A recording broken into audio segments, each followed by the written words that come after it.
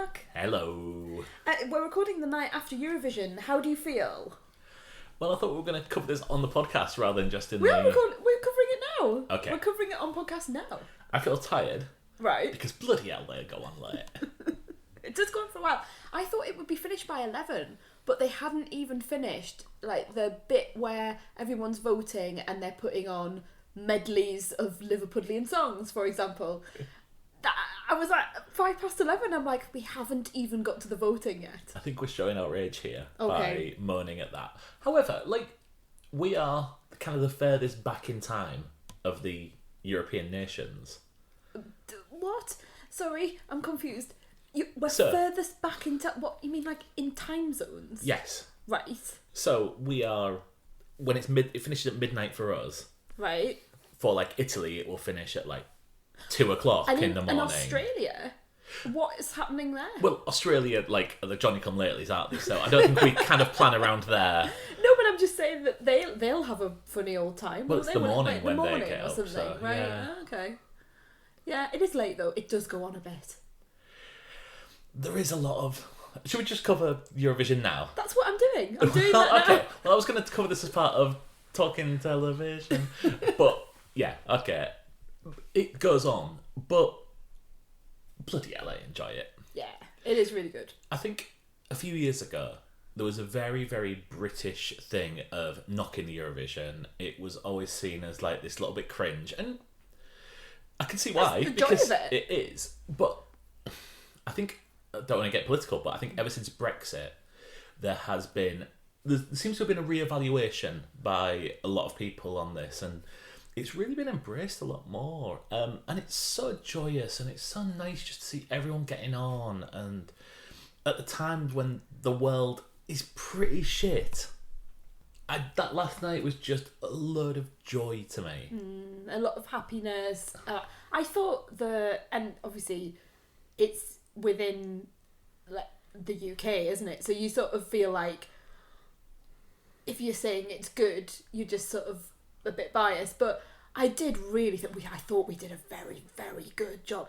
I'm old enough to remember when we last had it, and I think it was Ulrika Johnson who did some of the hosting. Yes. And I remember at the time thinking, this is not having a go at Eureka, that it was all a bit wooden and a bit not quite, and a bit cringe again, but in not a good way. I can't even remember who else was a host, probably Terry Wogan or something like that, but I just remember thinking, oh, we're not coming across here as particularly fun or very polished. And I thought we did a really good job last night thing of being fun and polished, of having moments of levity, of having moments of madness, but also incredibly good hosting by all four hosts. Yeah, obviously worth saying we were hosting it on behalf of Ukraine, due to obviously the war that's taking place in Ukraine at the minute, and it really did show the best of Britain, certainly the best of Liverpool, which it's a beautiful city. I love it, but then still touched upon Ukraine. It showed the similarities between the nations that was about to sing. It's easy to roll your eyes at the videos that are on in between the songs, but it did a real beautiful and quite poignant thing of showing something in the UK and then something similar in the Ukraine and then something similar in the country that was about to sing. Because it was all about unity, wasn't it? Yeah. So that was the theme going through, and those sorts of things. Usually when they do those videos, it's just the act waving a flag in some sort of part of the country in which the host nation is. But this time, and you can sort of laugh at them and you could kind of go off and make a cup of tea, but this time you really felt like you wanted to watch, to see the place in Ukraine, the people who were there, and then the similar places across the world. Also, shout out to our little bit of the video, not ours, but our house, showed those waving outside our front door. But Angel of the North, which is in Gateshead, near where we live, was shown, and that was really lovely and apparently you told me, didn't you, that in the big town square where they were showing it live in the middle of Newcastle city centre, a great big yell went up when that came up on the screen. Apparently so. Yeah, I'd which love is to have nice. been there. Yeah. I'd love to have been in Liverpool. I know. Go, but yeah, I mean, can I ask a question? You can. As someone who sometimes hates things when they're a bit over sensory, how is it you feel so close to Eurovision? Because there are a lot of flags where if I was to pick it, I would say Elaine will just switch off from this. There are times where sometimes the lights, if it's like a mad light show and it's just yelling, bit like Germany last night. I don't know if anyone at home seen the German, but it was very rocky. It was very sort of hard metal, wasn't it? And there were some interesting costumes that kept me going. And it was a lot of lights. Sometimes things like that, I will just switch off and I'll have to look elsewhere. But I think if you know what you're getting into, so the maximalism of Eurovision really attracts. It's a bit like the darts. You know, you would think I would absolutely hate the darts, but I love being in that arena for that period of time. I know it's going to come to an end, and it's the same with Eurovision. Imagine if it didn't. I know, imagine. I couldn't do it every weekend. I wouldn't be able to do that, but I know once a year there's going to be this event where I'll just really enjoy the colourful nature of it, the big and the bold, and if it gets a bit too much, I will just, go off and make a cup of tea or switch off or look at my score sheet. And we didn't do score sheets yesterday. No. I was a little bit not quite ready for it yesterday. I think it kind of snuck up on me a bit, and I said to you at the time, it felt a bit too good. And one of the joys of Eurovision for me is that many of the songs, historically, many of the songs and many of the artists have just been absolutely awful, and then they've done really well and people have really got behind. Whereas as time has gone on, the crowd and the people watching know the songs before time. Like, we never used to have this where the album was out, months in advance, or the songs were on Spotify, or they'd already been released in various countries. And what you're getting now is songs that have already been hits throughout Europe are being entered into the competition, so people know them already. And they do these tours now as well, where the artists go and they tour around the different countries, and they're on like their version of the one show, and so everyone gets to know the songs. And I find that really peculiar, because back in the day when I was watching it, like in the mid-90s, no one would have a clue who was singing and what they were singing, and it was a bit of a surprise. So I find that a bit of a switch that my brain hasn't quite caught up with. I'm just trying to think of a Lithuanian footballer I can compare to Jermaine Jenis on the Lithuanian version of the one show. But I totally agree. I mean, I love it. I think it's a great night. Twitter is never as much fun as it is on Eurovision night. Yeah. You can really tell. Interestingly, wrestling Twitter was very fun last night. The Venn diagram between wrestling Twitter and Eurovision is closer than you may. Well, there were lots of people. A lot of the artists did look like wrestlers. Yeah, so that's there were true. lots of comparisons. So, yeah, a lovely little wrestling sort of segue for you whilst watching Eurovision. Happy days. Excellent. These are a few of my favourite things. And what did you think of the winner then? Well, I liked the 50 quid it's going to put in my pocket from the office sweepstake, but... yeah, I was really pleased about that as well. Yeah, well, I'll be even pleased when I get paid tomorrow. I just hope I've not got it wrong, and I've got You had Sweden and Serbia as well, and Serbia were meant to do quite well, but I don't know where they came. I had Greece as well, but they got knocked out in the semis. Okay. So, yeah, they were actually... Just to go to show, out of... Someone sent an email around saying, do you know, fancy a Eurovision sweepstake? And there were enough interest that we had 6 concurrent things. So there's actually 6 winners that get the money. Oh, that's great. And it's a bit of a charity as well. Yeah. So it's it's good fun. And also I won. So yeah. And it was a song that was predicted to win as well. Yeah, I prefer it when something comes out of nowhere. Same. And for me, Eurovision peaked about 8 years ago with the song No Prejudice, which was the Iceland entry that year. Honestly, you were singing that in the run up to Eurovision over the last couple of days, and I don't know if you knew you were doing it. No, or if no, you were I don't think I did. I think I caught myself a couple of times, but you love that song, and it's got a lovely story to it. Obviously, no prejudice and do away with discrimination, and it's got a lovely theme to it. My personal favourite Eurovision song, thanks for asking, is Love City Groove. Love City Groove by Love City Groove. I just love that song so much, and you can't get it anywhere on Spotify. Funny that, isn't it? I know, on Spotify. You mean Love City Groove don't have an entry on Spotify? No, but what Spotify does have is like a little version of Love City Groove by Love City Groove, and so I do listen to it, which is awful. Like, why am I listening to this sort of like, keyboard Casio sort of like preset version of Love City Groove? I mean, I'm literally on Love City Groove, and right, literally, on Spotify when there's the top 5 songs. Yeah. So Love City Groove, and all 5 of them are Love City Groove. So. Oh, they must have come on. That was not there before. Oh my God! There's a Love City Groove Jason Nevins Hard Love mix. This is new information that I can't handle. It's good that we've also got the name of the episode so early. Oh, I'm so pleased. Right, well, that's what I'm doing as soon as I finish this. Wow, who knew that there was an album, a Love City Groove album? No, well, not me, because it wasn't there. Hard times. Do you think this is because... I think this is because Eurovision's become so popular, and the songs of Eurovision have become so popular as well, because that was not there 6 months ago. JUMP, Let's Get Funky, Soft Spot, okay, Trouble, Sentence of Love, Inner City Love. I am looking forward to all Inner, of this. spell I-double-N-A. Okay. Gonna Make It Alright. Colliore, probably not Probably not right, pronounced like that, yeah. Blue, and then not one but 2 versions of Love City Groove. That's right. The Euro mix and the Soul mix. Oh, I'm so happy. The one thing I remember about Love City Groove is, they've re-released it this year. That's why. There we go. Yeah, that makes sense.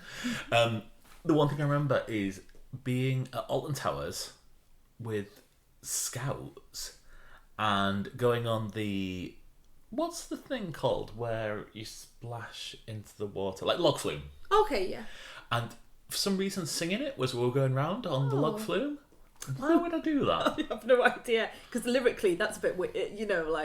It's interesting lyrically, isn't it? In the morning when the sun shines down on your body, we're really making love now. I was 14. Whilst you're on a log flume, though. So, yeah, I mean, the imagery is not lost on me now. But, yeah, I mean, it's not the best song. It's great. I imagine it was really ahead of its time. I remember, that's it. The 1995, was it? 1995? Oh, I'm That thinking. makes sense. I'm thinking 96, but I'm probably going to be wrong. You're I think really good on 96 dates. was Gina G. Oh, okay. And 97 was Love Shine a Light. Okay, all right. I don't know how I know this. All right, Ken Bruce. But yeah, like it was thought of as like a big risk to put like a rap dance song. Yes, Whereas that's now, why I really like it. I love that idea. I remember at the time them saying this is ahead of its time, and I think that really captured my imagination at the time, and also now age 42. Anyway, I'm sorry for interrupting the flow of what you thought the podcast was going to be by bringing Eurovision into this early part of the pod. I never got to mention Sonia or Nikki French. Well, you can now. Sonia, Nikki French. Why do you want to mention them? What was the context? Just, I like mentioning random things. Who was the ones who was the really, really awful ones? What, Scooch? Scooch, yeah. But they were again, I'm not going to say they're really awful, because they were doing what they were told to do. They were like steps, but on lots of drugs. Do you know what I mean? Like they were like super duper. That's accusations that we're not going to get. You know what I mean? But you know what I mean? Like really, really heightened version of step. Then they knew what they were meant to do. They were flying the flag all over the world. They're flying the flag for love. I have no idea why I remember these songs. There was it Daz Sampson. He did one about being at school. I remember that. There was definitely a setting of the school and the old school desks. What's kind of weird has he appeared to be in his mid-30s. Yeah. Making Your Mind Up's a fucking good song, though. It is a good song, and I like the fact that they rolled out the currently talking to each other members of formerly known as Bucks Fizz, now known as The Fizz, throughout the whole of the Liverpool thing. They rolled them out constantly. Cheryl Baker's never been so busy. I don't know. Eggs and Bacon will have got her some work. Come on. That is such a deep cut. Do you remember Eggs and Bacon? Yes, of course I do. That's the only thing I remember about Cheryl Baker. It's a TV show. Did you do cooking in it? Was it like I think it was. I feel like it was almost like a precursor to like This Morning or something like that. It was one of those sort of early breakfast No, shows. it was a kids show. Was it? Yeah, it was a kids show where she like, I think she had like bands on, but she also did a bit of cooking every now and again. Do you not remember that at all? I'm looking this up. But we need to settle It's weird, this. isn't it, that you remember a TV show but don't actually remember what happened in it? Yeah,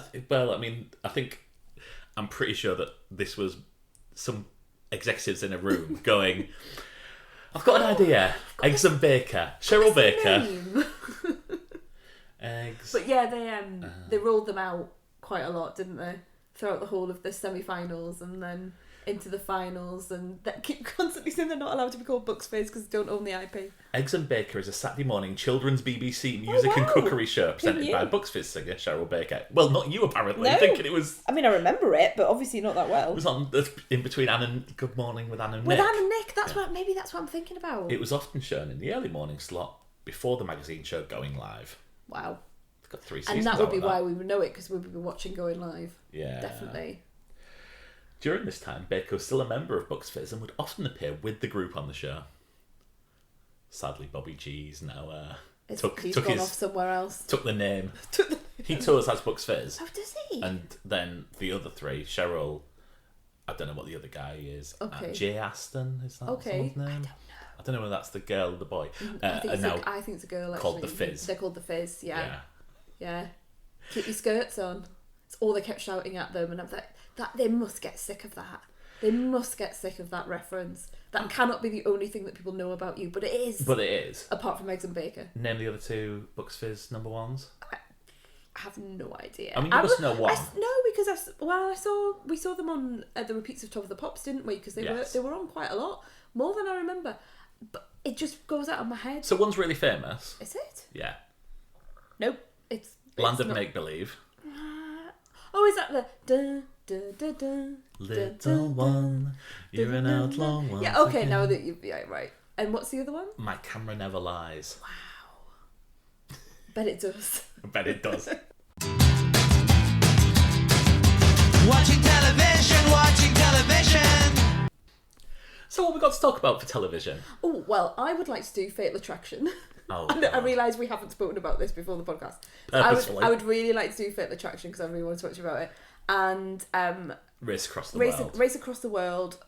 Could I revisit Yellowjackets as well? I'd like to talk to you a little bit about how I'm feeling about Yellowjackets at the moment. And it will be spoiler free. It won't give anything away to you. But I would just like to rehearse my feelings about series 2. So I was about to ask you quite like off the podcast if you were still watching it, because I've not seen you like. Normally I'm walking, like when I'm at work, I will walk down and if say you're taking a break and you'll have it on. Yeah. But I've not seen that for a few weeks. Oh, well, should we talk about it now then while we're thinking about it? I think we're gonna. So loved series 1, as you know. Was really, really into the lore, was really, really into the characters. I just felt this affinity to the 90s setup, because obviously it's dual timeline, but you know, when they go back in time and they're from the, and then obviously as grown-ups, as adults, they're all sort of like our age. Yes. Because of that timeline. So there's real affinity, and it's stories about women, very different women as well. So all of those things were like tick, tick, tick down the thing.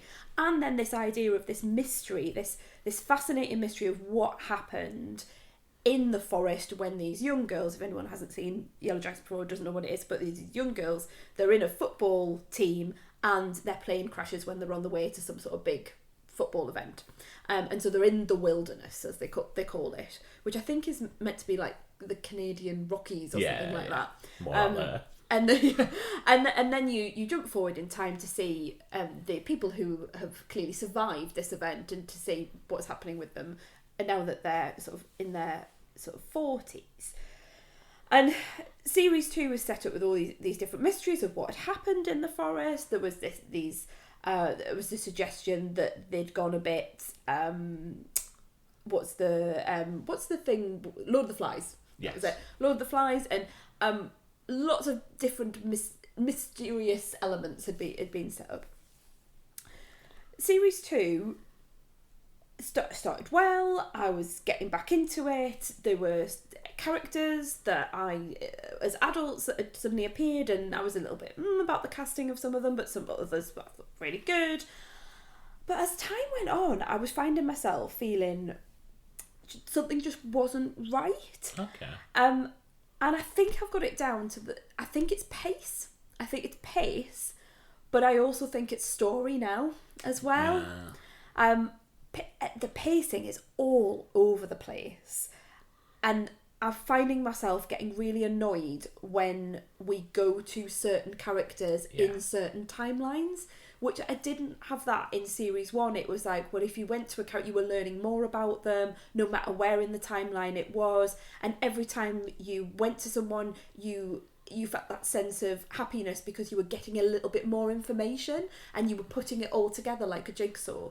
With series 2, what I found is that when we're going to certain storylines and certain characters and certain timelines, I am just rolling my eyes, or I'm turning off, or I'm not finding it believable. I think it's really moved from, yes, heightened, but also a sense of grounded, you know, people behaving in the way that you would think that they probably would behave. Yes. In series 1 to now just people doing really, really weird things. And so, for example, a character abandoning a family member and then not mentioning that family member for episodes and episodes, and you thinking, well, you've not even said, oh, so-and-so's looking after them, or I really hope they're okay. It's almost like they don't exist. Things that occurred in series 1 which were a really big plot point just seem to have fizzled out in series 2, or being brushed aside. Some comedic moments that I just don't think have worked. And the latest episode that I've watched, I'm up to date with it. I've not even finished the episode. I had to go back to work. I was having a little break, and then I was watching it, and I had to go and do something, so I wasn't able to finish it, and I haven't gone back to it. I've also heard on other podcasts people saying the same thing. So the crew of the Pilot TV podcast, Pilot TV Plus, which is like their paid for version of the podcast, which I've got, they said last week that they were ready to walk away from it as well. Now, I'm not ready to walk away, but I'm disappointed. I think it was always going to be tough, and like I said, I wasn't pulled in by the first episode of this series, and I will go back to it, and I'll probably binge it once they're all out. But there was nothing in that first episode that made me want to watch another episode, which is odd considering how much we loved that first season. But yeah, I'm sorry, because I know that it was a show that meant a lot to you. Yeah, and it's not like I think it's gone completely. I still love the characters. I still love the setup. There are lots more lost elements to it this time round, and I don't know whether maybe it just needs to come together a little bit more for me. But there's certainly loads of things that really, really reminded me of Lost, which then keep me intrigued. Characters just don't seem to be right.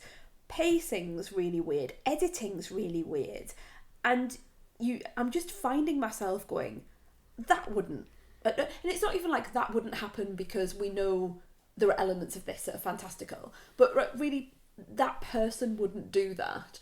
Or we've just wiped something away there. Yeah. And that's bad storytelling. We should at least have something to say, oh, okay, we know that, for example, you care for this person. Why have you not mentioned them? Why hasn't there been something said, even just a one-liner? So yeah, it's a funny one. They've obviously got plans to do 3, 4, even I'm sure I've heard something like 5 series. I'm a little bit worried about that. I don't know whether that's what the problem is. Yeah. I think this could have been a one and done quite easily. I agree. Obviously, it was left with a lot of threads hanging. I'm not sure I'm in this for a 5-year run. No, and I wasn't either. Yeah, tell you what, it really reminds me of. Do you remember when there was the writers' strike years ago, and shows, timely. and shows you could see that it really affected programmes. You mean we get Sawyer and Kate and Jack pissing about on some daft island playing in cages? Yes, that's what it feels like to me. I would, if I didn't know any better, I would have placed this at like a writer's strike or something had happened within the writing team, because there's something not quite right. That's how it feels to me. It feels like, oh, we've had a writer's strike, or we've had a problem with the writing, and this is the best that they could cobble together. Yeah.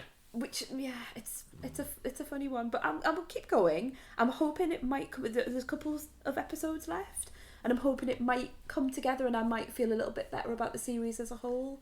But my love for it is waning. Whereas, I mean, it's clearly not a quality show like Fatal Attraction. I love Fatal Attraction. Sorry, spoiler alert for my review. I love the new series, Fatal Attraction. So have you seen the 80s film? Yes, but not for a very, very long time. I'm sure I watched it like in the late 80s, that was early appropriate. 90s. Yeah, I know. And you've seen it recently, haven't you? I'm like in the past 10 years, yeah. It was a film that I'd never seen. Obviously because my parents apparently I remember it was a big fan. My dad was a big fan of it. Funny that. And yeah. Well, it's a proper thriller. Yes. To me, it's like Hand That Rocks the Cradle. I can't think of any other 90s thrillers now I'm saying this. Fatal Attraction. You know, those sort of like those big bombastic mad woman thriller of the 80s and 90s. Basic Attraction. That's Basic Instinct. Sorry. Yeah. And I put it in the category of all of those sort of 90s thrillers that I love. And I think if you look back now, there are many, many problems with the portrayal. Like she is portrayed as the bunny boiler. Yeah. That's where we get that's where we get the phrase from. Yeah. Whereas he's like, what else was he meant to do? Like the woman was throwing himself at him, you know, like he's only human. He's only human, yeah. And she's portrayed as the bad person in this, whereas he's the one who's made the betrayal to his wife. I expect that these problems have all been solved in this reimagining of the TV show. This is what I'm going to say, because it has been put forward, and it's on Paramount Plus at the moment. The first 3 episodes were put up, and then they're releasing new episodes. I think it's every Monday. This is how much I know about this, because normally I don't have that much information, so you can tell I like it. So when I went into this, I thought, oh, this is going to be this retelling of Fatal Attraction, and it's probably going to put to rights all the things that were wrong, all the problematic elements with the Glenn Close, Michael Douglas film, and we're going to see this renewed, and we're probably going to see that the man who's having the affair is in the wrong, and how it affects his family, and it might be like a coercive control situation or domestic, you know, and I thought, they might do something like that to sort of put it into a modern day. There's many things that they could explore as part of this, as to reasons why people have affairs and things like that. Yeah, totally. I think we know a lot more about the psychology of this now. So we've got Joshua Jackson essentially playing the Michael. He's a wannabe judge. He's a big hotshot lawyer, and he's trying to be a judge. He learnt off Coach Bombay then. I don't know what that means. Really? Is that from Dawson's Creek? No. Joshua Jackson's best role is in The Mighty Ducks. Oh, where Coach Gordon Bombay coaches the Mighty Ducks with Captain Charlie Conway. Oh, lovely. I think he ends up hooking up with Charlie's mum as well, because that's what happens in these films. Have you never seen The Mighty Ducks? I've never seen The Mighty Ducks. Oh, no. That's a date night. That's a date night to come. Oh, God. Right. You like sports movies? Can I carry on? I'm thinking about The Mighty Ducks. I'm very excited about talking about this Fatal Attraction. And then you've got Lizzie Kaplan essentially playing the Glenn Close character. They meet at work, so it's an interesting change in terms of the plot. They're meeting at work. She is dealing with the victims unit, so she's doing like the legal aid, the people who have been victims of terrible crimes, and then he is the lawyer. I think he might be a prosecutor. I don't know.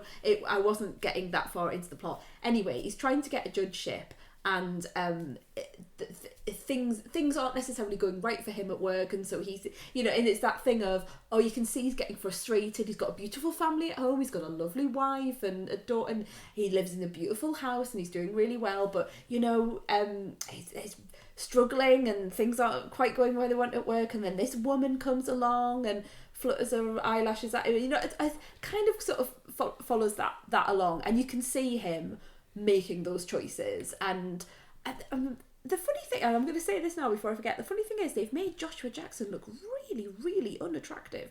I can't quite understand what they have done to him, but there's some weird things going on with his hair. They've made him look like much older, and like there's one scene where he's in his underpants and they're just really awful. Like they're really awful, like white, like Y fronts. And this is meant to be like a sexy scene, right? And the entire time I'm not thinking, oh, this is going to be like a passionate love scene. I'm thinking, oh my God, like, you can't try to have sex with Lizzie Kaplan with those pants on. Like, But I'd be ashamed. Like, go home and sort that out. If you're going to have an affair, at least, like, you know, put some nice boxes on. Is that not a comment on where he is in his life? Oh, I mean, I think you're giving the show more credit than it deserves. But clearly that's a very deliberate choice. I mean, I've not seen like, this, so yeah. And he's got his socks on, and maybe it's... But I just kind of thought he's meant to be this powerful, sexy man, and I just thought he was a bit pathetic, really. Not just because of his underwear, but just generally just didn't look like someone who would... But anyway, I digress. It just took me out of it for quite a while. So there's lots of, obviously, affair. There's lots of these very choreographed sex scenes. They're not sexy sex scenes. It's very, here is a shot, we're on a chaise long, he's lying behind her, he kisses her, and then the covers. I mean, he's got this dog, and the dog's just like sitting there and thinking, God, that's awful. That poor dog's having to put up with all of this going on. I have fears for the dog. There is no rabbit, but there is a dog, and I do have fears. The thing that I want to say about this show, right? I watched the first 2 episodes and thought, God, what am I watching? Like, why am I watching this? This is just terrible.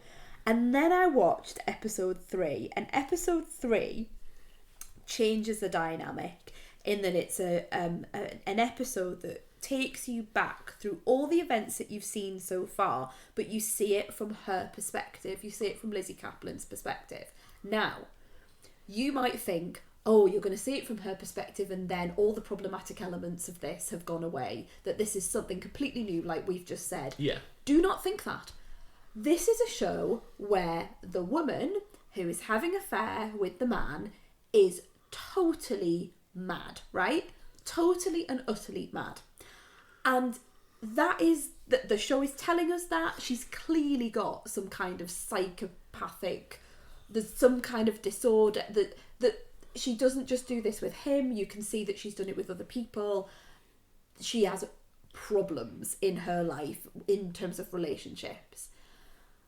And I think a lot of the reviews that have come out have said, oh, you could, because it's got like 2 stars, 1 stars in a lot of places. A lot of the reviews that have come out have said, oh, you could have done something so much different, you know, that you could have really taken it in different route. But quite frankly, I am really enjoying the fact that we're not looking at it with new eyes. We're not completely reimagining it. This is just a show where a mad woman has an affair with a man, and she then carries on with her madness, and he has to live with the consequences of the fact that he's had an affair with this woman who's clearly gone and clearly needs a lot of psychiatric help. I mean, I've got women like that. Yeah. They are out there, trust me. Like... Well, not as bad as Lizzie Kaplan. See, I don't even know her character name. But this, I don't know why, but for me, there's something just sort of like, all right then, here we are. I can get on board with that. I don't have to think about other things. The show isn't doing anything. It probably thinks it is, but the show is just saying, here is someone who is affecting the life of someone else because they've had an affair and then he's called it off. and you're seeing the different viewpoints. I did forget to mention as well. Oh dear. That there's a setup to this, which is that at the beginning of the show, we are ahead in time. Yes, I'm aware of this. Yeah, so you're aware, but just in case people at home aren't. We are ahead in time. An event has happened, and then we see the outcome of that. So we're going backwards and forwards in time, which again, I love a dual narrative. So that I'm really enjoying. I just really like it. And when I got to the end of episode 3, I was like, I've got a day off, and I might sit and watch like the rest of it because I'm just really enjoying it. And then I put on Paramount Plus, and I was like, what? Like pressing the button. I was like, where's episode 4? That'd be really good for the recording quality as well, by the way. Oh, sorry, I'm tapping the table. Yeah, well, I was tapping away, tapping at the remote control. Go like, where's episode 4? It wasn't there. So yeah, first 3 released and then weekly. Yeah, so that's the modern way. Is it the modern way? So that seems to be the way that a lot of these streamers are going. Well, I was upset. I wanted to see it. I don't know what to tell you.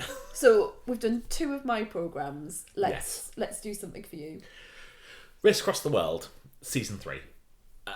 To anyone we've covered this before, but to anyone who's not heard of this is a show where you get it's a game show, I would say. Yeah, like a reality game show where you get a number of couples placing a point, and they have to get to another point across the world. They have the budget of the same price as a flight between the 2 points. Season 1 was London to Singapore. Season 2 was I think the top end of Mexico down to the bottom end of Argentina, and now season 3 they are going from the west coast to the east coast of Canada. During this time, like, they have set checkpoints across the way, so they will have to go to this town or this city or along the way, so that they're not just going absolutely rogue and sodding off on a complete goose chase. And we obviously spend a lot of time with these, and I think it's often we spend a lot of time and we get to know the couples, and there are not, some people are married, some people are father and parent and child, or just friends. Or and we get to know them throughout them, and they get to know each other as well, which is probably one of the nice things about it. We've been huge fans of the first 2 series, and so we're really excited about this. What do you think of this series? Well, I think maybe I should ask you that question. Okay. Yeah, yes, you've been talking a lot, haven't you? You've got a lot to say on this as well. No, I mean, I feel you've got things that you want to get off your chest. No, so I think one of the problems with this for me is this season took away a lot of the gamification of this. Because it was during the pandemic. I think we have to say that there was a change this time. They weren't able to do as many things as they wanted to do. It wasn't Race Across the World because it was filmed during the pandemic. You'll see people with the masks on, and so that a lot. I think perhaps for the production team, a lot of the choices that they wanted to make were taken away. So I think it's important to say that. So I think one part of this is the fact, 100%, the fact that they stay in one country the entire time, and this is probably aside from going to Russia, this is probably the longest 2 points between in a country that you could get. I understand that, but part of the gamification of this show is a fact that I love is the fact that you get the choice between, do 2 people take the train, which costs more but is quicker, or do they take the bus, which is a lot cheaper, and you save your budget. You have to work as much later on in the process to reserve your budget. Or do you work and see if you can catch a lift or something like that? On this, certainly in the early stages, when they are in absolutely rural Arctic tundra, they're relying so much on lifts from strangers, on cadging, almost hitchhiking. Like, hitchhiking is illegal in Canada, but you can go and ask people for a lift in... But you can't go on the side of the road, but you can in like forecourts and garages and things like that. So a lot of this seemed to, certainly in the early stages, was just down to how well you could blag a lift and how lucky you were that someone was going the same direction as you at a certain time. And it really took me a long time to adjust to this. Now, obviously, as they get further west, the the Canadian cities are far more populated. There's a lot more tourism. There's a lot more public transport between the two places that they're getting to. So that was resolved later on, but it did feel like a bit. A bit and fun. the reviews that came out, and it became a bit of a meme as well. There was one couple in particular, father-daughter couple, who used taxis a lot. And, yes. And probably to a point, what I would do as well, they got to a point in the day where they just thought, you know what, I don't want to stand in the rain anymore, and the taxi is available. And so that's what they were going for. And other couples as well did it as well. It wasn't just them, it just that the show showed us them doing it more and more, just getting to a point where they were just like, you know, God, I'm just going to flag a taxi down and then we're going to use that. And I don't think we'd seen that before, the use of taxis as much. Because there was never really a need to. Because even going through sort of parts of Asia and stuff like that, and certainly in the second season when they were going through like Latin America, there were lots of buses, weren't there? Yeah, lots of buses, lots of trains, and things like that. And I think you're right in the difference is that when they were going through the different countries, that it was a different language. Each, you know, almost like every time you were going somewhere new, it was the communication as well. The first season for me is the strongest in terms of the actual plot, because it is such a long journey, and if you imagine going through Europe and then going through the Stan countries, Kazakhstan, and through the Black Sea and things like that, and then going through to South and East Asia, it is like a different show every single time, and you're in different terrain. Whereas in season two I've got a few problems with, because obviously going through Latin America, there are absolute no-go areas, and there are times where things kicked off where the producers had to step in and take them out of that situation, which kind of course they have to, but it did kind of take me out of the show for a little bit, the fact that they were on this, during this horrible situation, and at one point they had to take a flight out of an area because they were in real trouble. And in this one, I think there was a lot of time where you are just looking at ice roads, and I found I've got more into this as the show went on, as they were going to different areas, and bear in mind, like the last episode, I won't put any spoilers out there, but there is a decision that couples have to make about whether to take a long journey or a small journey, and people take different journeys, and it's whether this pays off. And you were saying to me, and I was agreeing, because we always play along of what would we do in this situation, which is really easy to when you're at home in the warmth, eating with your partner, watching the television, going, well, we wouldn't have done it, I would have done it.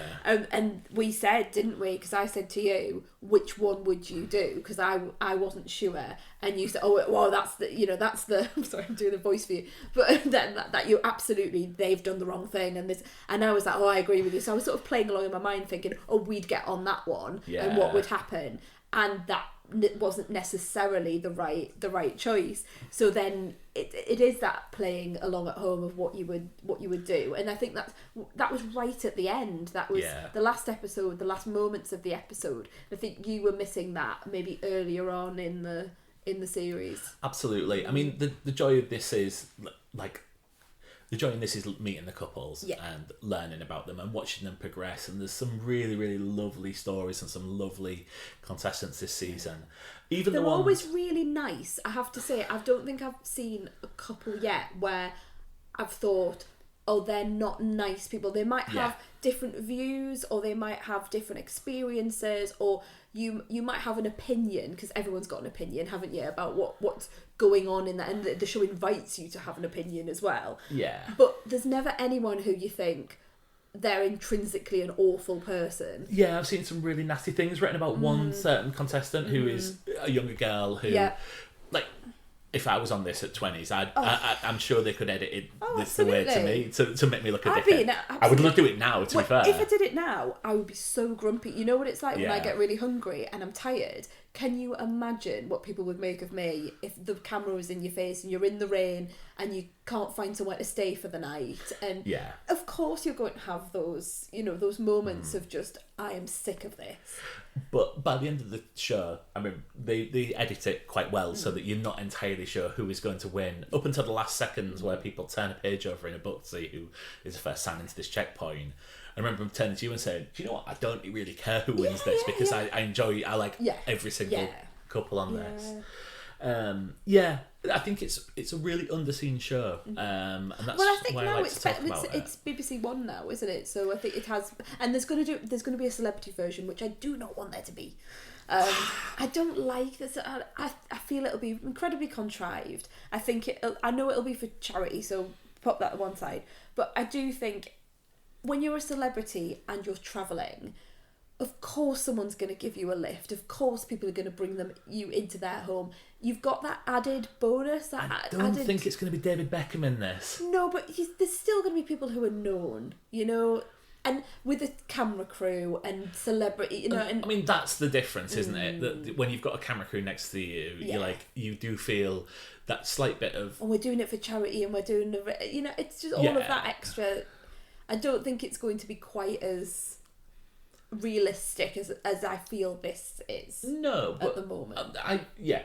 Okay, I can understand that, but I'm still looking forward to it because I still enjoy watching the places, and it always gives me a massive wanderlust. Huge travel sort of bug, isn't it? And I think it did do a really good job for Canada. Oh God, yeah. Of showing Canada. Everyone seems so nice in Canada as well. And they're just really lovely people, letting them into their homes and bring it. And again, the camera crew's there. A lot of people who were letting them stay suddenly put on the t-shirts that are branded for their own business, and you kind of go, right, okay. Funny that, yeah. But yeah, and I think a number of the couples, particularly there's a couple, Zainab and Mabeen, yes, they really took to the experience, and we said this, didn't we, at the time? Yeah. That they were going to meet people. Yes, they were trying to win, but they were actively seeking out experiences that they wouldn't be able to get elsewhere. So they went skiing, they went on there was a horse racy type of thing that they went to. They actively looked for the experience and new things that they could take back, take home, rather than going, right, we've got to get to the next checkpoint, we've got to get to even though they did do that, they did really well in it.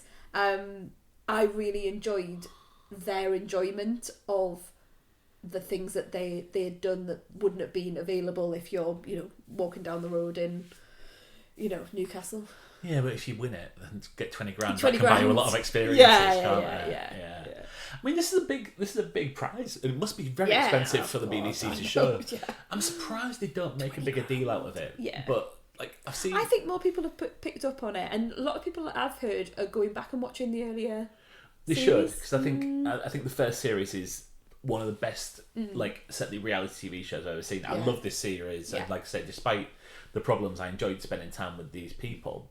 But you do feel you get to know them. Yeah, absolutely. You really do feel like you get to know them, because I was looking them up on Twitter afterwards, and I was like, oh, there they are, and they're chatting away. And we haven't watched there was a follow up, wasn't there, of where are they now? The reunion. And I really enjoyed that in the earlier series, so I'd like to watch that at some point and see how they're all getting on. I do worry about where they can go for a third season. Fourth season. Yeah, because they seem to have done the obvious ones. I mean, the world's a big place, isn't it? Could you do sort of? Have they done Japan and that sort of? But Japan would be it's quite world. A small. I'm not saying just Japan. I'm saying that Japan's an island, so you're going to struggle to. My geography's terrible. What I'm saying is that part of the world. Well, first series they went all the way across Europe and then all the way across to almost to southern Asia. No, they haven't, and I wonder if that is possible. Yeah. Given the problems that they covered in South America, I don't know if there is I'm going to sound naive about this now, but obviously there are parts of Africa which are. I mean, if you struggle with public transport in Western Canada, I suspect that there's going to be parts where you really struggle for, and I'm not sure whether that would be possible or not to go across Africa. That would be absolutely fascinating as well to see different parts of Africa, but. Yeah, I don't know how possible that is. Yeah, well, my geography's not. But I mean, there's absolutely huge countries and majorly built up. So yeah, it's possible. You've got across Scandinavia. Oh no, I'm just thinking of my globe. like just picking out things, yeah. Well, yeah, but I mean, Scandinavia would be like 2 episodes into. Yeah, I know. I'm just suggesting. And then you just into Europe. Just thinking. Yeah. I mean, I'd like to see. Well, they might have to do that again. I'd like to see a similar route to a similar route to season 1, but maybe picking different checkpoints along the way. Yeah, but maybe that's what they have to do. Yeah. Yeah. I'm ready for it anyway. Have you got anything else for telly? I've got nothing, but I've got a few things for films. Yay, as have you. Yes. Well, you got one thing anyway. I've got one thing. Yeah. Cool. Let's do that. Saturday night at the movies. Who cares what picture you see? When you're hugging with your baby, last row in the balcony. It's a me. It's a Mario. Now, is Chris Pratt's accent just as bad as mine? I'm going to cover Super Mario Brothers movie, but I'm also going to cover Dungeons and Dragons, which I know they've been out a little while, but I'm going to do them at the same time. Are you just ignoring my Mario impression there? Because you've just paused and said something very serious after I've done, like, what I consider to be quite a funny start. You are, aren't you? You're just ignoring me. I gave it the attention it deserved. Okay, so you're going to... Sorry, I'll put my posh voice on. So you're going to do Super Mario Brothers, and you're also going to do Dungeons and Dragons, but you're going to do them very quickly. Yeah, because they've been around a while. But they are both adaptations of gaming franchises. They've had mixed cinematic history between them, shall we say. They've both had previous versions of this story based on the property, and both have failed massively. Have you seen the Mario Brothers film from the... Oh, Bob Hoskins? Yes. And John Leguizamo? Yeah. Yeah? Love it! I've never seen it. Absolutely love it! Hang on, you love it? Of course I do. It's a terrible film. You know how much I love terrible films. I've never seen it. I saw it I'm as a sure I've kid seen as bits well. of it. So your life is always coloured by the fact that you saw things as a child. So yeah, it'll be awful. But I think at the time, I really, really enjoyed the madness of it. You see, the Mario film that I know isn't really a Mario film, but it's The Wizard. The Wizard? Yeah, we talked about this the other day. Did we? No, actually, I was talking to Chris about it. Oh, Friend of the podcast, good, Chris. because Hi, I was Chris. like, God, you didn't talk to me about it. Right, The Wizard. It's Fred Savage and Jenny Lewis. Who's Jenny Lewis? Jenny Lewis is a singer who was the lead singer of Relo Kelly. Don't know. Okay. But yeah, But okay, this is her as a child actress before she was the lead singer in a little American indie band. And they're travelling across America to get their brother, who... It's a long time since I've seen it. I imagine it is based on Rain Man, shall we say that? Oh, okay. Right, interesting. To a Super Mario Brothers 3 tournament. Right. It is to Mario Brothers what Mac and Me is to McDonald's, and yeah. And it was the basis of the Nintendo Glove, which why have I even bothered saying that? I know my eyes are going, the what? Nintendo launched the Power Glove, which was a newfangled controller. Not at all. I had a Mega Drive. Does that? Not, I know not it's Nintendo. not Nintendo. I know that's not Nintendo, but I did have some kind of skin in the game with the old computers back in the day. This failed massively, so I'd be surprised if you knew about the Power Glove. Anyway, there was a bad guy that used it. Remember, we were going to do this really quickly. Really quickly, yeah. So it's 2 properties that are basically films where someone needs to rescue someone. In Dungeons and Dragons, it's Chris Pine's daughter. In Super Mario Brothers, it's Luigi from the castle. Yay! They both have things to do along the way that are just serve as various plot moments. And they're both at least fine. I think Dungeons and Dragons is an excellent, excellent film. I laughed out loud multiple times. It's the same director as Game Night, which I've never seen. No, neither have I. But I thought you had. Yeah, I've heard so many good things about okay, it, well, and I maybe really go need back to check and it out. Revisit that. And Dungeons and Dragons, I have to say, it was part of it was filmed up here, in Alnwick. I didn't know that. Or was it Alnwick Bamborough? Castle. Was it Alnwick or Bamborough? Anyway, one of the two. It was the same time as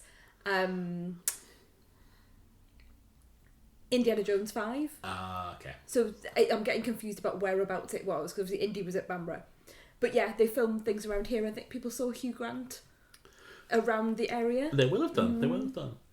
Dungeons and Dragons has a really, really good story. It's hilarious. Everyone has something to do in it. The ensemble cast is really, really good. Like, Chris Pine is obviously really he's great in everything, excellent. isn't he? Yeah. But Michelle Rodriguez has like one of the better. She's not just moody, and I mean that's who she obviously playing, but she goes through an arc in this, and everyone goes through an arc. Who else is in it? Justice Smith. Okay, yeah. Who I know from the Jurassic World. Oh, of course, films. yeah. Sophia Lillis is in this. She was She's young. Young Amy Adams. That's it, yes. And young. Oh yes. It. Other red-haired lady. Yes. yeah. She's all go through great like transformations. I'd say Sophia Lillis is the least served out of all the three, but still a really strong female character. There's really innovative action sequences. Renee Jean Page turns up for a little bit in the middle and is hilarious. Like some of the best jokes centre around that character. Hugh Grant is Hugh Grant. I mean, you know exactly where you're going. But yeah, I think you'd really enjoy it. Yeah, I think I would as well. I'm looking forward to it coming out. It's obviously set in time before electricity, but I really enjoyed it still. And I love anything with castles and almost like merry men, and that's what I felt from watching the trailer, that it was sort of like a bunch of misfits back in medieval times doing stings, and that's very my cup of tea. And apparently there's loads of references to the games in there. Now I've never played them, but that's a shame because I would have liked to have got the references, but yeah. I've been waiting for you to ask if there is a reference to something else in there, but yeah. Oh, it's a Dungeons and Dragons ride. There is a reference to that. Sadly, they spoiled it by putting it on like an online advert that I saw, which was really annoying before I saw it. But sad. Yeah, there's a fun reference to. Does a small man pop up at various occasions with a riddle? No. The Super Mario Brothers is fine. Okay. There is very little plot. Who's Luigi in it? So I know Chris Pratt's Chris Pratt's of Mario. Luigi is Charlie Day from It's Always Sunny in Philadelphia. Don't know the You will know him when I show you a picture of him, which I'm about to do now. Okay. Oh yes. He was in like Horrible Bosses. He was in. Yeah. Okay, and so serviceable. I had a lot of fun, and it's not as funny. There is very little plot about this, which is what people have been picking apart because it's a kids' film, you know. It's more a kids' film than. I did take the mickey out of you when you were going. I went, you're going to see the kids' film Super Mario Brothers by yourself. Yeah, but a lot of people that I've been following on Twitter and are adults like us have been to see it and seem to be having a good time with it. Well, I mean, so things in its favour. I really enjoyed spending time with these people in this world. Like, I wanted to go and play the Mario games straight afterwards, and I've played Mario 64, I've played like the old ones, but I've never really got to like Mario Paper and Super Mario Laundrette and stuff like that. I've never heard of Mario Paper. There is a Paper Mario franchise. I don't really understand what it is either. Yeah, me neither. Which I never felt like, I could really get into Dungeons and Dragons or anything like that. Really, really strong female character. Princess Peach is not someone to be rescued. She's someone driving the action and driving the narrative by being a strong female character, basically. And yeah, it's just a lot of fun. I imagine if you are into your Nintendo games, there will be loads of references that you get. And I saw quite a few. But when I apply the very little knowledge that I know, like there's an old wrestling game that's one of the first games on the. Of course there is. Yeah. There's and there is in Mario's bedroom. There's a fight poster in the background. So like you imagine like the standard boxing poster. Yeah. And the two characters that are facing off each other are two characters from this random wrestling game that only people who follow wrestling know, and only know because it's one of those things where it's got really bad English in it. Mm-hmm. So when you beat someone, it says, "A winner is you," which it's become a bit of an internet meme, like all your bases belong to us and stuff like that. But yeah, it's perfectly fine. It's made $1 billion, literally $1 billion. So there's going to be more. Okay. And they've still got plenty of. I mean, I know people from Mario Kart. That's basically all I know. And yeah, there's plenty of properties left on the table that they can play with. Highlight of this is Jack Black as Bowser. Every single time he was on screen, I stood to attention. He is the funniest thing in this. He is having a lovely time. He gets to sing. He's not sing. Yeah. He's not your typical, I'm going to get you baddie. Like, every time he was on, I actually laughed out loud, which in a screening full of 5 people, 2 of which were sat 1 seat away from me in a theatre, which just annoying. Why? Yeah. Why? But yeah, it's absolutely fine. Yeah. So yeah. Sadly, Dungeons and Dragons hasn't done as well as it should do given the quality of the film. I don't think there's probably going to be a sequel. Okay. But I'd love it if there was. Yeah, if somehow. Yeah. Maybe it makes a lot on VOD. It might do, because it's been a funny time recently with things. And I'll watch it. It sounds like a good Saturday night film. I think you would really enjoy it. So, main event. Guardians of the Galaxy. So this is Guardians of the Galaxy Volume 3, which Yes. is the third film in the in what is now seemingly a trilogy, Yes. and the end. When the first Guardians came out, what was your reaction to it? Well, I think everyone was like, because it was the first property to come up from Marvel where everyone was like, what the hell is Guardians of the Galaxy? Who are these people? Hang on, there's a raccoon that talks and a tree. Yeah. I remember like listening to people doing the news when it was like, Vin Diesel's been hired as Groot, who is a talking tree. But he doesn't really talk. Well, he does talk. It's He just does. that we just don't hear what he says. But obviously, like everyone, when it came out, it was an absolute surprise hit. Awesome needle drops. Like, Really propelled Chris Pratt, didn't it? oh, it made him. It made him the star. Yeah, it made him the star that he is, and went on to do some awful Jurassic World movies. Yeah. There was talk of him being Indiana Jones at one point, just because of that first scene in the first Guardians where he's jumping around and he's singing into the animal, and I don't think that makes him Indiana Jones. I think No, I didn't either, but there was that sense of adventure and I think it's the scene with the costuming. raptors from the first Jurassic World which makes me think he could be Indiana Jones. I mean, I'm glad he isn't. Oh, glad he isn't. Yeah, he's not. We have discussed him that he We is like his stock has dropped recently. Yeah. He has some interesting things going on in his personal life, and I think he's kind of become quite bland. Yeah, from being That's like my the sexiest man in the world, he has just become massively vanilla. It's really, really generic. And I've got things to say about Volume 3, but at that point in time, I thought he was amazing. I was like, oh, who's this fresh new star that has so much charisma and so much to him. And the gang together, that madcap gang of misfits, just really captured the imagination. And the way that they work together, and the theme of like family and finding your own family, not your sort of blood family, but you can find family and friends, was just really, really powerful. And like you say, the needle drops, the music, I'm just listening to the soundtrack over and over again. There were songs I'd never heard before that just became favourite tracks. Come and get your Yeah, love. oh yeah, absolutely. Like, it just makes you think of, and actually they're quite maximalistic. They're very bombastic. It's all very primary colours and Kind of wanted it brought back Hooked on a Feeling though. I thought we'd got rid of that with Ally McBeal, but yeah, I loved the first one. The second one I wasn't so keen on. I found the baddie Ego, Kurt Russell. Yes. Kurt Russell. I was going to say What? Russell, what? Kurt Russell.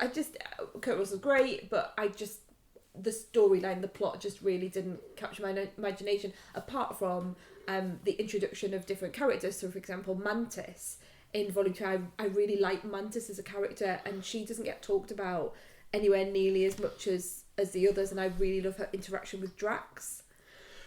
Now, did you watch the Christmas special? No, I didn't. And I understand that things occurred in the holiday special that then have subsequently come to fruition in Volume 3. Yeah, if you were going to see this, watch the holiday special first, I'd say.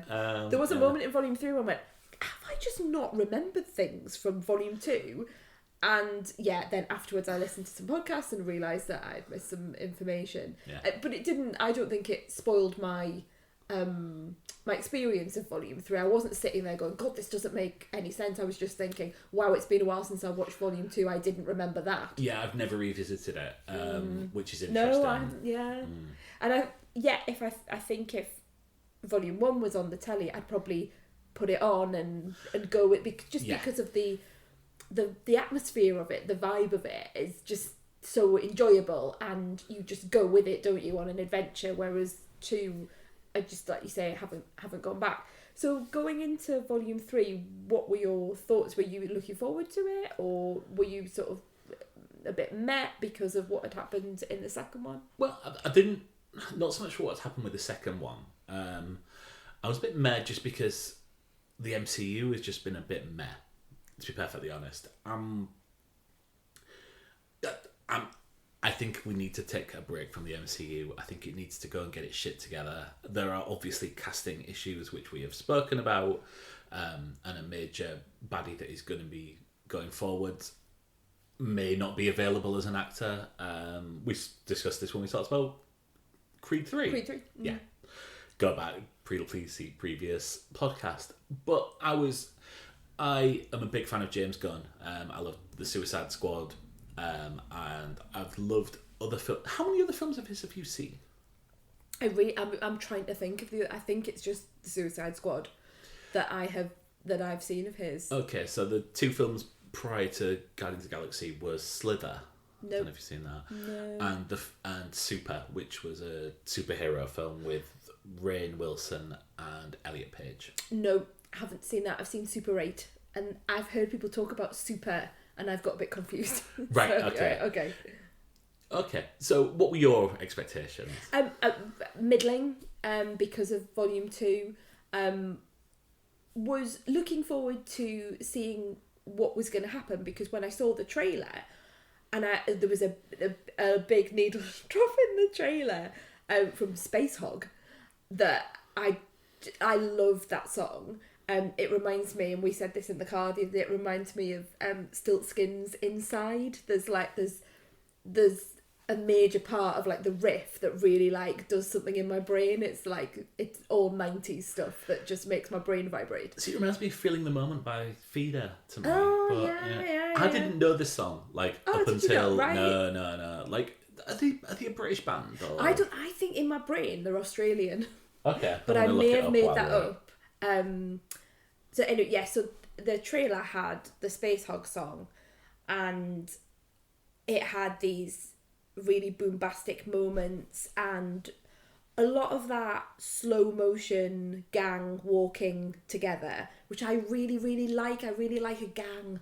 Like, I'm really into that. Like, I like a gang of misfits that all know each other's weaknesses and strengths and get on together. And yeah, I really like the characters. I particularly like Drax and Mantis. Even though they're sort of like, when you compare to the others, they're not given really as much as some of the other characters. And I think that's probably why I like them, because I quite like peripheral characters. So wasn't really thinking very much of it going in, but was intrigued by the trailer and felt a little bit more positive. Shall we say what we think of the film, because we built up to it? Yes. We'll say what we think. I cannot place this film. Oh, well, that's good. Yeah, I know. I change my mind on it each day, and I've listened to loads of podcasts, I've read reviews, and really diverse opinions. I feel like it's 2 films. I feel like there's 2 films that are kind of, and I can't tell if they're, this is the bit where I'm confused by my own opinion. I can't tell if they're rubbing up against each other, or actually it's a moment of genius, in that one thread is so primary colours, people doing amazing action, stunty things, comedy that really, really made me laugh. There's a particular thread with a dog that I just loved. I just absolutely loved it. and it comes back over, and things pay off in terms of the comedy. I love the Drax and Mantis. Apart from one thing that I felt, we'll talk about in spoilers, one thing that just I really, really didn't like, that happens towards the end with them. But I love that, the fact that he takes things so literally. I love the fact that she's got that empathy, and it just works for me. But there is a whole other plot thread that is, quite frankly, and I said this when I replied to the Robs from the movie Robcast, from their review, which you should all go and listen to. I said it was the stuff of nightmares, and it is. There is horror. There is proper horror in this film, and I also talked to one of my friends and friend of the podcast, Alison. Hello, Alison.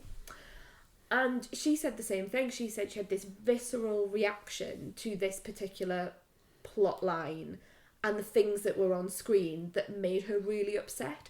And there are images that keep flashing back into my head, which I found just horrifying. Even though I know it's not real, even though I know we're dealing with a talking raccoon and a tree and they're in space. I know all of that, but there was something quite powerfully awful about it.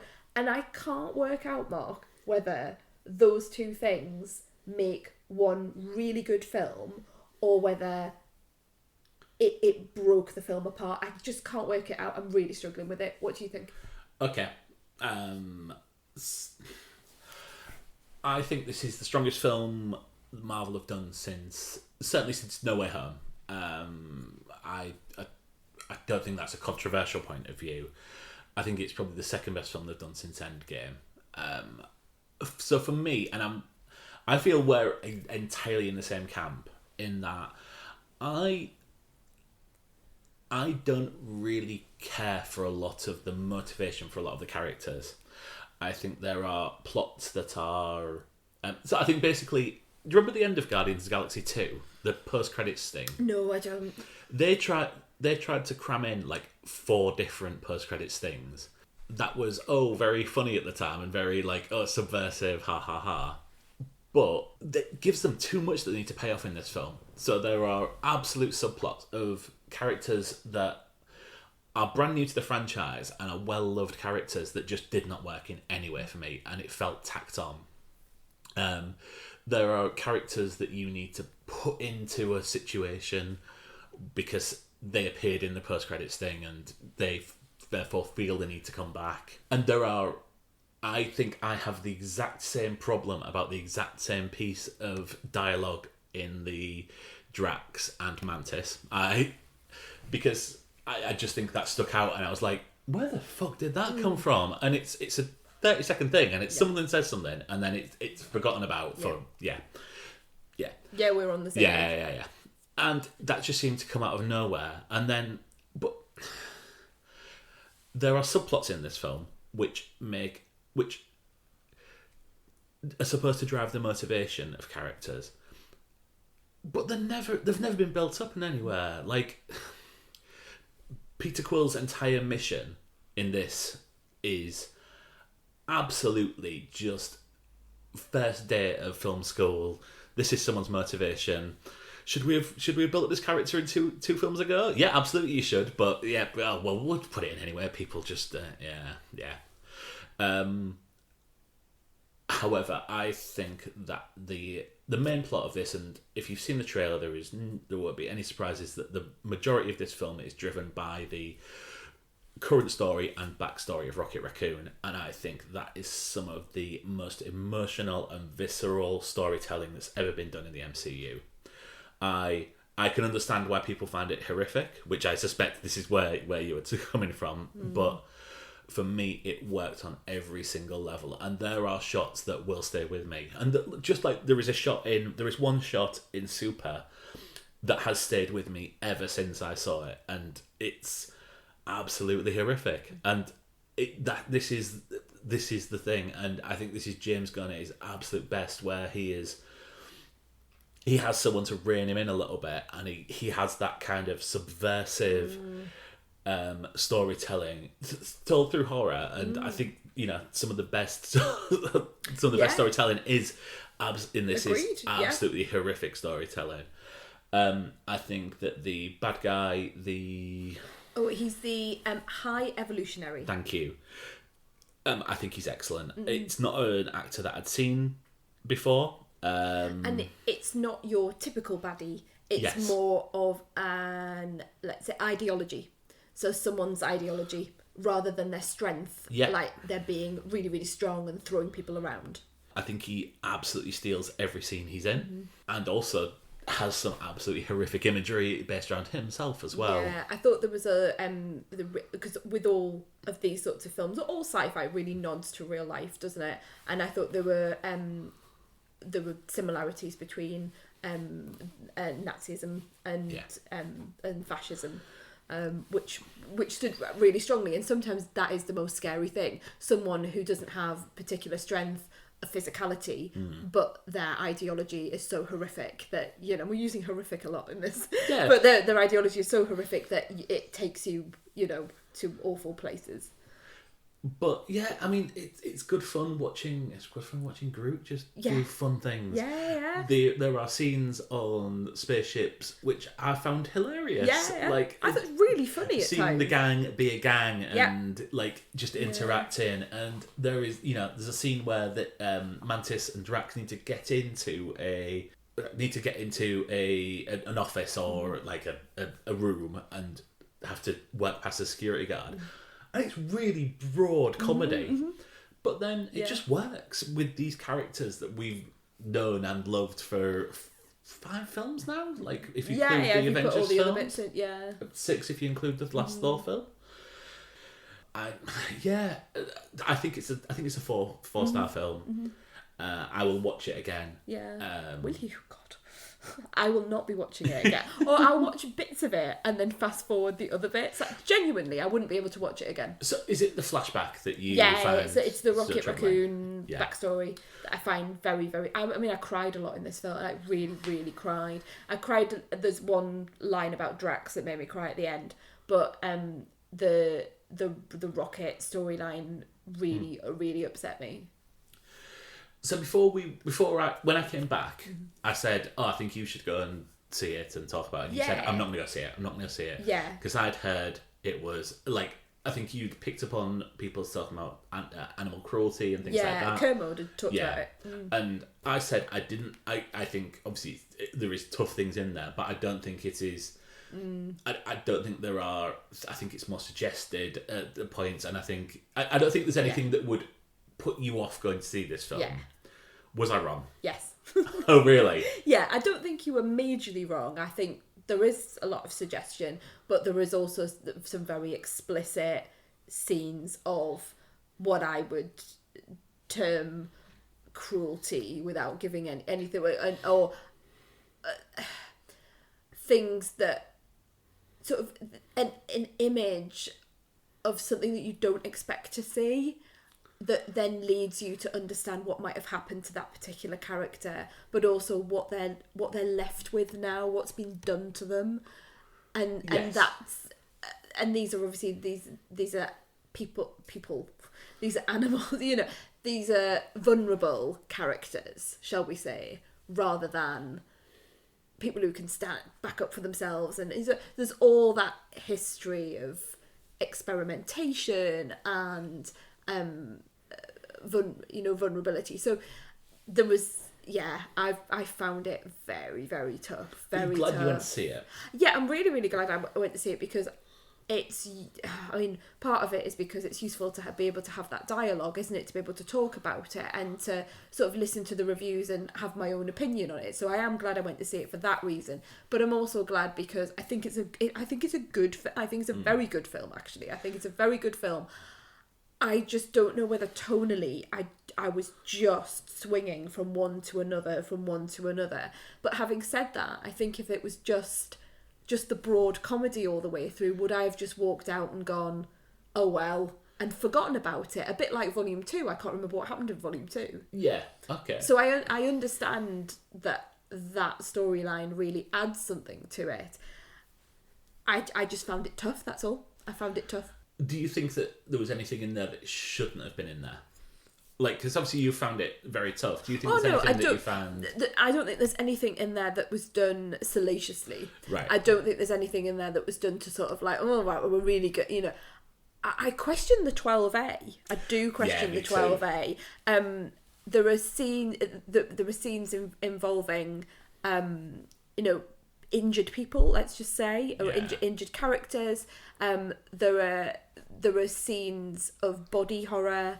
And yes, it's sci-fi, and yes, it's, you know, it's heightened, but I think that there are some quite adult themes, and I don't mean that like sexy themes, but I mean like adult things that you, even like, I am an adult and I'm finding this hard to work through in my mind. I'm processing the things that I've seen quite a lot. I think this is, if took like let's say an 8 or 9 year old to it, I think that's the sort of thing that could stay with you for a long time. Now, I'm not saying that that's terribly bad, because I saw American Werewolf in London when I was very, very young, and then all I could see was David turning into the werewolf in the forest in the hospital bed in my nightmares. But I still love that film, and I'm still really glad I saw it. I just wonder whether 12A was the right thing to go for. I think it's a high 12A. And let's remember, 12A is designed for 12-year-olds, unless you, as an adult, know the child and feel they would be okay with it. Yeah. And I think that is open to misinterpretation. Oh, absolutely. Shall we say? Yeah. I think if you're responsible, you look up maybe the BBFC, or you go and see it first. Yeah. You know, that's what you would hope most people would do with 12. Because obviously, Dark Knight. The Dark Knight. Yes. I was trying to put something on the end of it. The Dark Knight was a 12A, wasn't it? And that was and there was a very similar shot in here to a shot that stayed with me from The Dark Knight. Mm-hmm. I think that the things you find most horrific in this film, an 8-year-old would not necessarily have the context around to find them that horrific. Okay. That would be my feeling. Okay. But yeah. It's a robust 8-year-old. Well, I mean... Yeah, I think it's a suggestion of what has happened. I know what you mean. Yes, I think that's right. Yeah.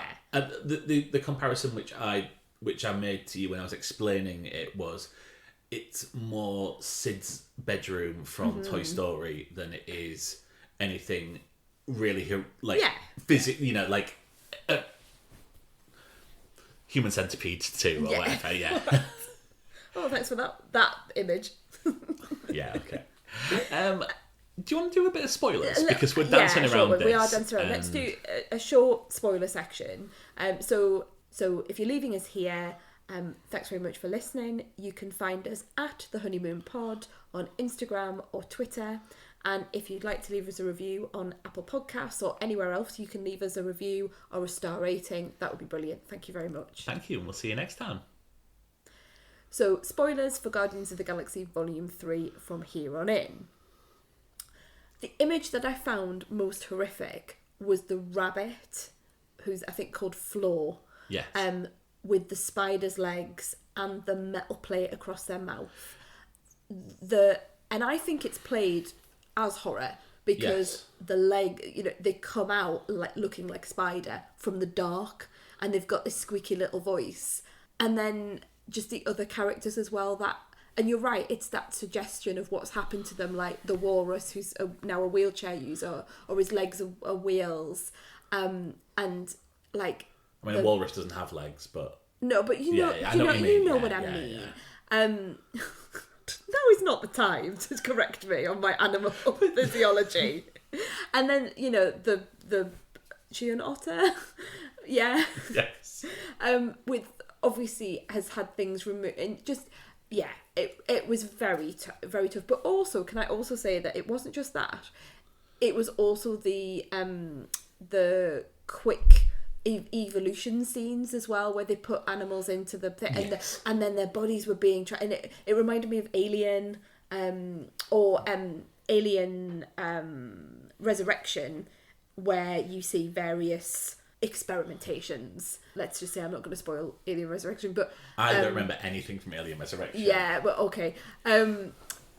other than I left that and immediately joined a queue next to the Odeon in Hull for a Blair concert at the I Hull knew Ice you were Arena. going to mention that. You always mention that. It's Whenever I genuinely mention the only Alien. thing I remember about Alien Resurrection. So yeah, those were the key moments. You didn't find that as difficult as I did, obviously. I mean, I found it challenging because, of course, it is. I found the characterization of the animals charming, like obviously, and that's how they're meant to be. And didn't you have that feeling of dread all the way along? Because you just knew they were never going to make it. But I was expecting someone to drag them out and like do further experimentation on them. And it was the dread. If anything, and this is a phrase possibly for the title. It was kind of a relief when they were just shot. Okay. I do. But even that, when I was talking about kids and the 12A, the images of them all dead on the floor, that's really tough. When you've got these cutesy animals, and okay, they might look, different, but cutesy animals all wanting to escape and then dead on the floor, all shot. But yeah, I found that. I mean, it was a strong 12 there. Yeah, like I say, I don't have a problem with that storyline, and I don't have a problem with horror, although complete worse. But it just got to me a bit much. Shall we talk about the scene at the end with Drax and Mantis? Because I think we're talking about the same scene. Is it when she's calling him stupid? Yeah. And I just thought, why the fuck are you doing that, you prick? Yeah. That were my exact things. Totally. I was just like, but this isn't right. Like, characterisation wise. Yeah. Didn't you think it was completely wrong? Came out of nowhere, completely out of And also, he's context. not stupid. And my brain's going, he's not stupid. He's clearly neurodivergent. And, like, I know I'm projecting onto this character. I know I am. But he's clearly autistic, right? Or he's coded autistic. Yes. In our world. And therefore he's not stupid. He just takes things literally. And what they want to do is, I mean, I'm guessing, I'm not James Gunn, but I imagine this is because when he goes in and can communicate with the kids, then that is a payoff to show that he's not stupid. Yes. There are far more subtle ways that you can build this up, and like throughout a film, rather than just having 2 minutes and then 2 minutes later have that pay off. And then just put a hand on it and say forget, and that made him seem stupid, because then he bumbled off. Yeah. Having forgotten what had happened, rather than being able to reply back and go, actually, I'm not stupid. And I get what you mean about the payoff with him being able to speak the language.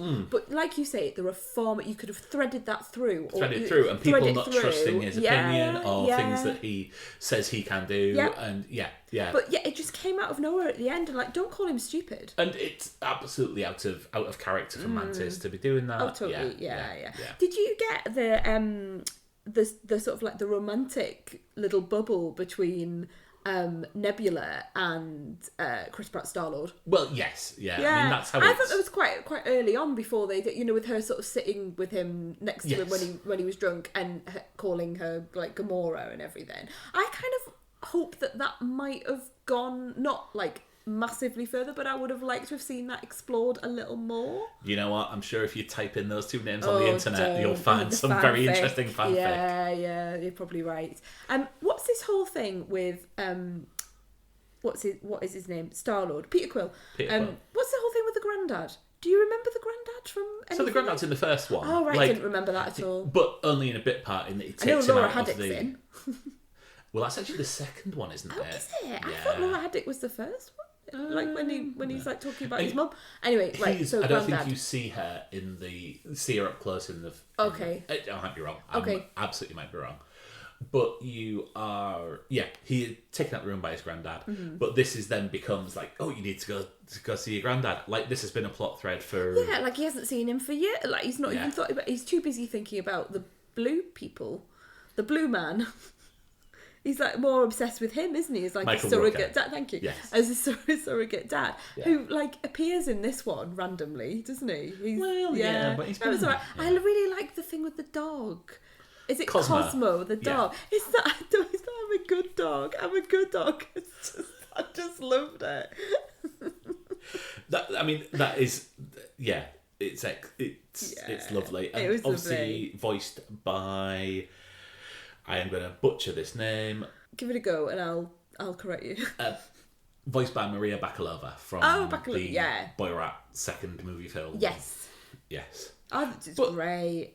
Yeah, and it's a lovely little joke. I mean, Adam Warlock just... Oh, Adam Warlock didn't work. I felt sorry for Will Poulter because I think the problem was there was just too much going on.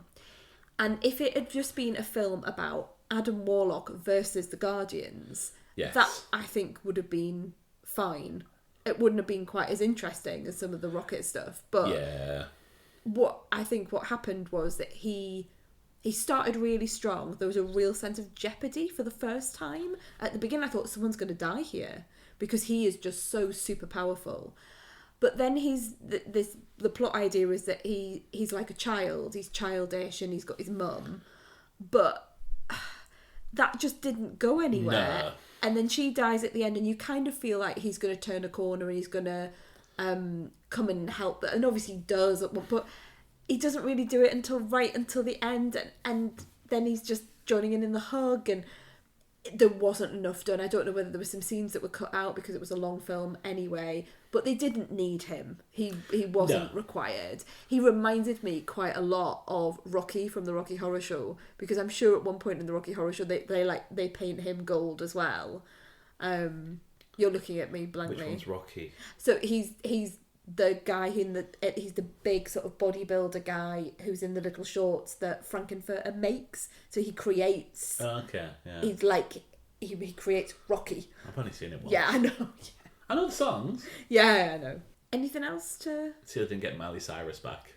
I don't remember Miley Cyrus being in it at all. So Miley Cyrus was one of Sylvester Stallone's gang in the post-credit sting of the second film. I heard people talking about it, but yeah. I've not. I thought everyone had forgotten. I was hoping that was a little thing that everyone had. Yeah, she plays. The character was in the background of the of that group, but yeah, doesn't say anything. Good to see Sly Stallone come and do his little bit. Yeah. I liked New Gamora as well. I like the fact she didn't get back with him. I like the fact she didn't change who she was. Absolutely. It would have been so easy to do that. But Quill doesn't have much to do in this. It isn't really his film, as you say. No. But I do think the star has sort of gone now. I liked the bit at the beginning. There was more at the beginning and then it sort of went a bit generic in the middle. I like the bit at the beginning where he's getting very drunk. Nebula's having to take him out of the pub. They're on nowhere. Excellent I like use of the acoustic version of Creep. Absolutely. And I thought, this is going to be a really interesting new version of him. But then as soon as Rocket gets injured, it's like, no, here I am. I'm the hero. Wow. I'm the leader. But I must go and see my granddad. Yeah. It's kind of his arc. Yeah. So did you stay for the post-credit stings? I stayed for one. But then somebody on my row stood up next to me and then just stood there. Now I can cope with someone like sitting next to me quietly and watching it. And I can cope with people like walking out around me. But I just can't cope with someone just stood there, just standing there, waiting for it. It just made me feel really, really awkward. Not that they were doing anything bad, but just in my world, either walk out or sit down. So I just thought I'll leave because I don't feel comfortable with this middle ground. And I knew that you would tell me what happened anyway. I know. It was fine until he stood up and I'm like, what are you standing up for? I just wanted to say, why don't you just sit down? It's fine. It might be a while until like all the little, all the FX people's sort of credits. There's always a lot of them, isn't there? So you're just going to be standing for ages, and now you're making me feel like all I can think about is the fact that you're standing up. You should go down a row. Yeah, I should have done. I should have gone down right to the front or something like that. And then just sat down again. Yeah, I think that's what I should have done. But I would have known that he was up there just standing. Anyway, so yeah. He might still be there. He might still be there. I think he possibly is. I stayed for the first one because then I thought the second one's just going to be something rubbish, isn't it? And apparently it was. Star-Lord will return, which I did not need to stay for that. But it was him talking to his granddad, which never really paid off anything. Did you think that his granddad was someone famous or was going to be someone famous? No, because that's what I thought. It never crossed my mind. Okay. And his granddad picked up the paper, and it's about Kevin Bacon being kidnapped. Oh, okay. Which I don't know if you're ever going to go back, but I've spoiled it for you. It's the plot line of the holiday special. Oh, okay. Right, fine. Nah. Yeah. Fine. But yeah, glad I watched it. Mm-hmm. Yeah, me too. Interestingly, the thing that I like about this is the fact that... I'll do that again. Interestingly, the thing that offends me least about this is the thing that's offended me most about Thor and Doctor Strange, in that they play no part in the wider MCU storyline. Yeah. Which I give this a pass on for some reason. But at least it... Yeah. I think you're right, actually. The more you've talked to me about it, the more I think you're right. It's a 4-star film. It just Freaks isn't... you out. Yeah, and it's just not an easy 4-star for me. It's I've had to really, really think about it. But isn't that good? Like, isn't it great that we've not come out of a film, like an MCU film, and kind of gone, well, okay. Yeah. It's nice to have something meaty to get your hands into. Hopefully not literally. Okay, let's wrap up. So, yeah, there's lots of good things coming out. Are you wanting to see Fast 10?